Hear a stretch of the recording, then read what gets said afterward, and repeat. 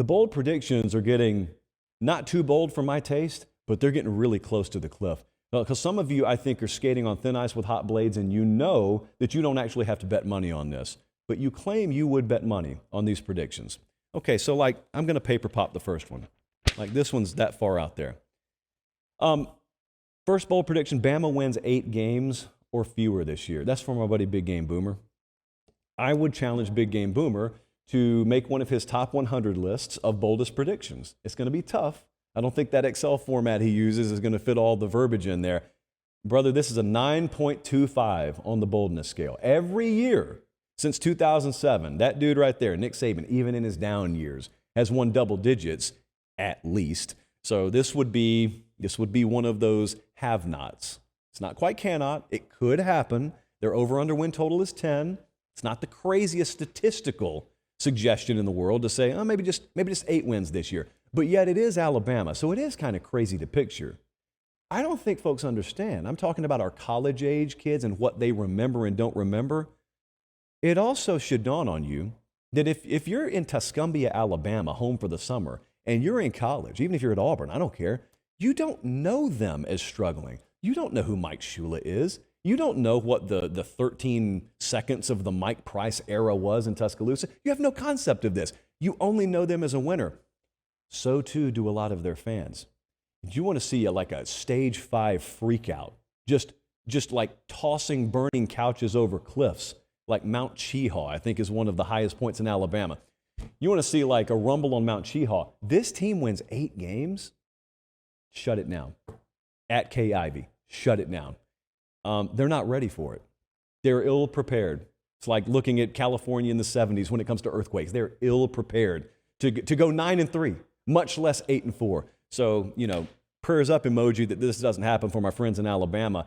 I guess if it were to happen, quarterback play doesn't develop. I suppose that the run game's not physical enough. Defensive back is still as leaky as it was at times last year. We're looking at footage of the LSU game. Still no help. Okay, finally help, and he scores anyway. Yeah, that stuff happened a lot against them last year. Jalen Hyatt had was it a quarter mile or half mile receiving? He had a really big day in Knoxville against Alabama. Maybe that stuff happens again. It's a hard time for me to envision 8-4. That's all I'm saying. So, love Big Game Boomer. It's like love the center, hate the sin. Love the predictor, don't like the prediction as much. That's a 9.25. What about Baylor? Let's go out to the Big 12. On the card sports, Baylor plays in the Big 12 championship game. Don't have to win it. I respect these kind of predictions because you ride the fence a little bit more. And I respect that because I do it all the time. Baylor playing in the Big 12 championship. On one hand, you may look at it and say, well, they've got the 6th best odds in the conference this year.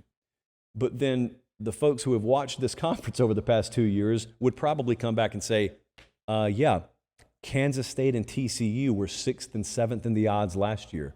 The year before, Baylor, Oklahoma State, 6th and 7th in the odds.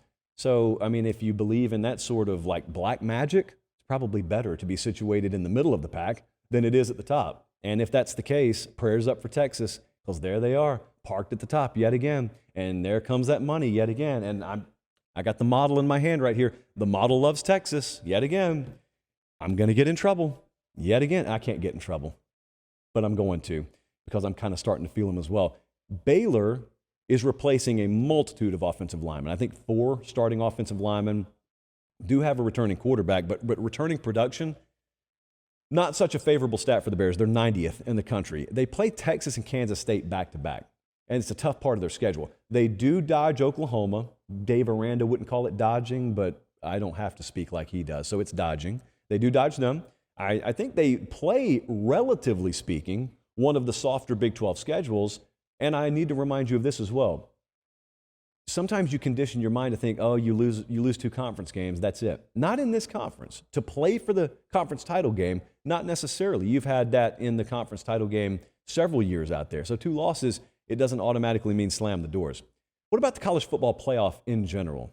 This one to me is not quite as bold. Like I was looking at producer Jesse's grades that he put on it. He and I actually agreed on this one. From Columbus, Ohio, Ace said college football playoff teams are coming from 4 different conferences this year. The last 3 seasons, we've had overlap. So this has not happened. the last 3 seasons. In 2020, you had Notre Dame and Clemson.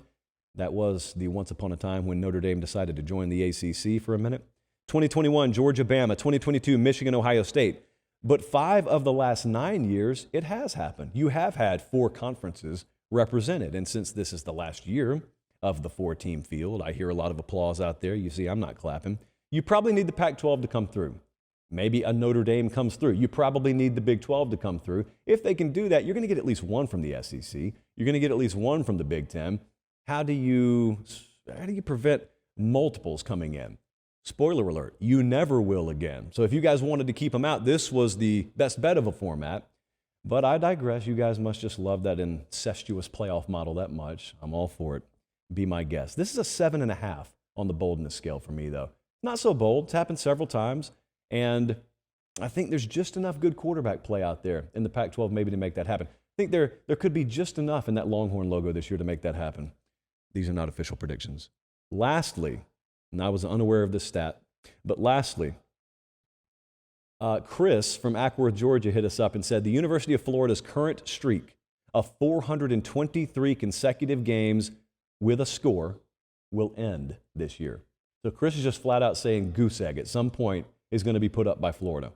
1988 is the last time the Gators got shut out, 16-0 against Auburn. Who could forget that game?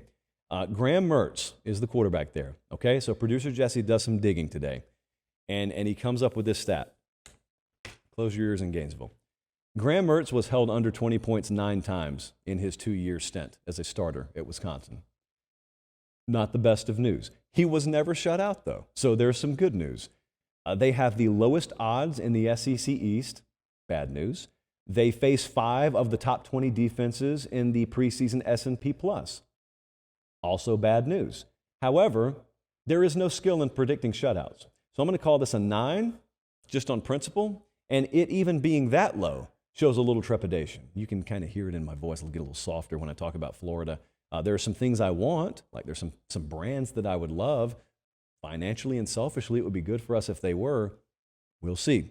That Graham Mertz being held under 20 9 times, it's not Sean Clifford, guys. He hadn't started 4, 5, or 6 years. He's started 2 years up there, so no bueno there. That is your bold prediction segment for this evening here.